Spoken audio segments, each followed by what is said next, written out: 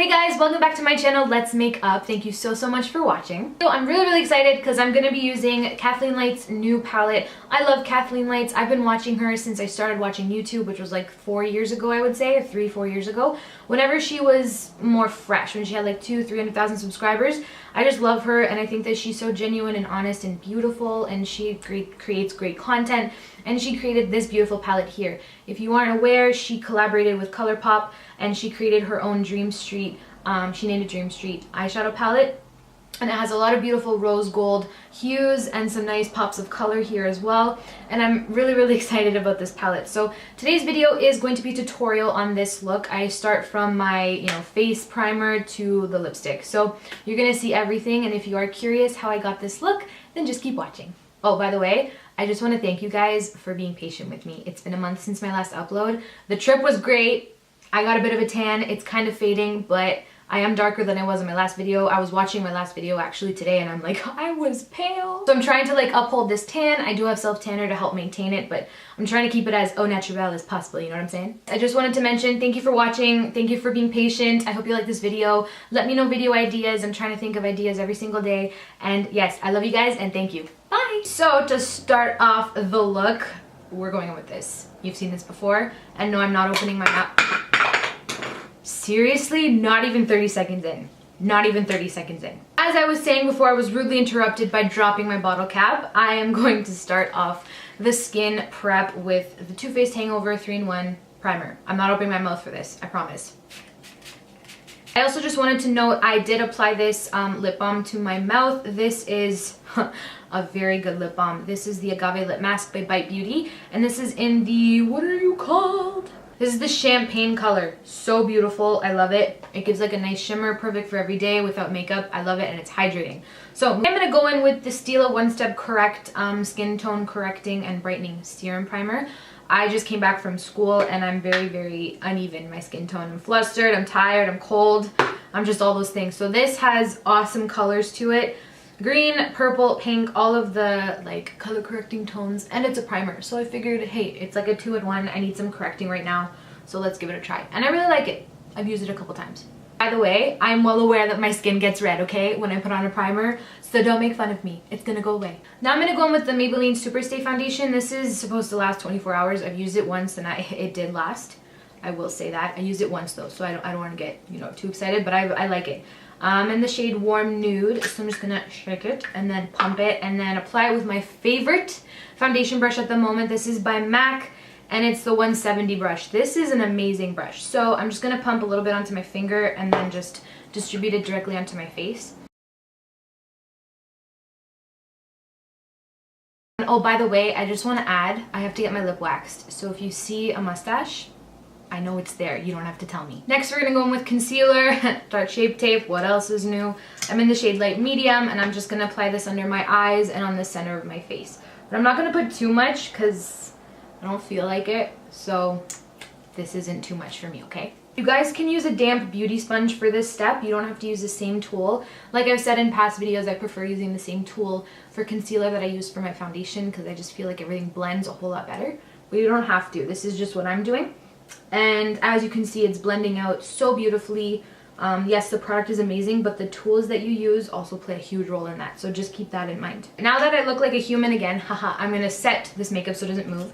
I'm going to use my Kat Von D Shade and Light palette in these two shades here with a MAC Duo Fiber brush right here. And I'm just setting the under eyes with this. Nothing crazy. Now I'm going to set the rest of my makeup with the Charlotte Tilbury Airbrush Flawless Finish powder with my Marc Jacobs synthetic brush. This is a very powdery powder. I mean, it makes sense, it's powder. I'm just going to press it into the skin just to set the rest of the makeup because I did notice with this foundation, I really like how it lasted, but it does transfer a little bit. And I do get oily in my T-zone, which I'm dry skinned, combo to dry, so I thought that was interesting.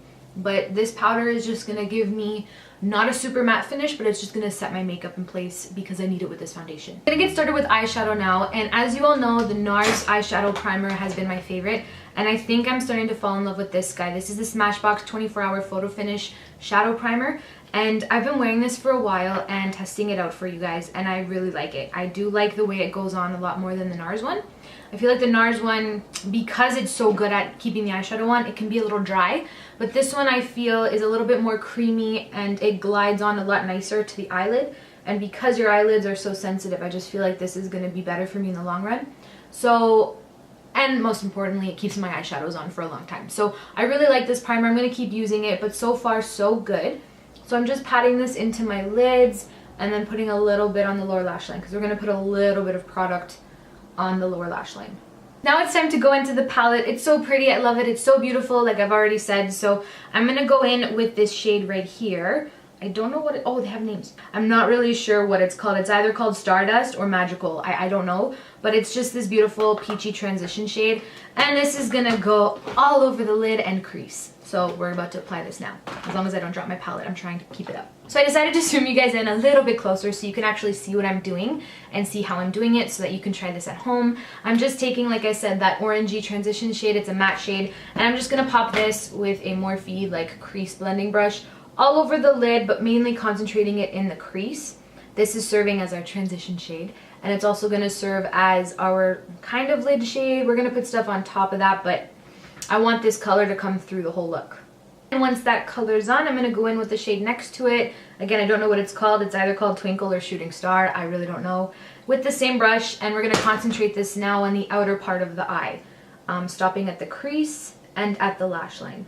Once I get to the outer corner here, I like to go in circular motions just so that it blends properly because I don't want to bring the shadow out and I don't want to bring it up too much. So I'm just kind of going in the same direction like this so that it blends without going too far up or out. Once we have those two colors distributed, it's time to go in with a really pretty rose gold shade.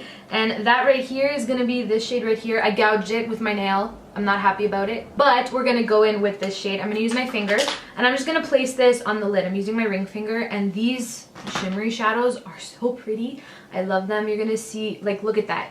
Oh, it's so pretty. I'm just going to put this on my lid. And I'm going to stop at the outer part of the eye because I want that darker color to be the main, like, part of that section. So I'm just placing this on the lid and stopping at the crease, just like that. And I'm also putting whatever's left on my finger just on the inner tear duct right here. We're going to go in with another shadow after, but just as a base for now, I wanted to put that right there. Once we have our nice rose gold shade on, I'm going to go in with the darkest color in the palette, or one of the darkest colors in the palette, this really nice dark matte brown, and I'm going to intensify the outer crease just a little bit more because I feel like it. And I'm focusing this more on the lid to lash line. I'm staying away from the crease, so ignore what I said before about the outer crease. It's more the outer lid / outer lash line right here. I'm going to take my favorite Zoeva smudger brush and I'm going to go in with that same dark brown shade and I'm going to line the upper lash line with this just to give a little bit more dimension to the eye because we all know I like dimension, so we're going to do that. You'll see how I do it in a minute. I'm actually just going to bring this up a little bit more because I want it to be a bit thicker on the outer part of the lash line just because my eyes are a bit rounder and this is going to help elongate them a little bit. Now we're pretty much done with the Dream Street palette. If you have any other touch-ups that you want to do to kind of get this kind of look, I would suggest doing that now. But now for the inner corner highlight and the brow bone highlight, I'm going to take this lightest shade right here from this Tarte palette. This is the Be Your Own Tartiest Amazonian Clay palette. This is one of my favorite palettes ever. I love doing eyeshadow looks with this. It's so pretty. My favorite part about this palette is this inner corner highlight, the cream shade. It has the most beautiful sheen to it. And it's not too shimmery or sheeny. You're going to see that now. And I'm going to apply this all over the inner corner and brow bone. And it just brightens everything up. It's so pretty. I don't know if the camera's picking that up, but compared to my other eye, it just brightens everything up. I love it. And it completes the whole look. And my favorite part is putting it in the inner corner. Oh, it's so bright and pretty. I'm just going to tightline now my upper waterline with the Tarte Double Take Liner on the pencil side. And this is just going to add thickness to your lashes. It's going to make your lashes look a lot thicker. And I like to kind of tilt my head back and look down for this part so that I don't touch my cornea because that wouldn't be so bueno. So I'm just adding some brow gel to my brows. I like to do this right after eyeshadow because sometimes when you're doing your eyeshadow, some of the product gets in your brows. So I like to wait to do this because it's a little bit tinted and it's going to kind of cancel out any of that eyeshadow that got up there. And it's just going to give a nice little crisp look to your brows. So now that we did that, what am I going to do? Oh yeah, I'm gonna curl my eyelashes. That's what I forgot to do. I'm not touching the lower lash line. This is an everyday look, and this is like a glamish everyday look with the Dream Street palette. That's kind of what this video was for. And I think by avoiding touching the lower lash line, you're really allowing yourself to wear this during the day. It's not as dramatic or intense. If you want to add some lower liner, smudge it out like I've done in my past videos, now would be the time to do that. And then mascara, but since I'm skipping that step, I'm gonna put mascara on. So I'm just gonna curl them and then pop on some mascara. No falsies because it's every day.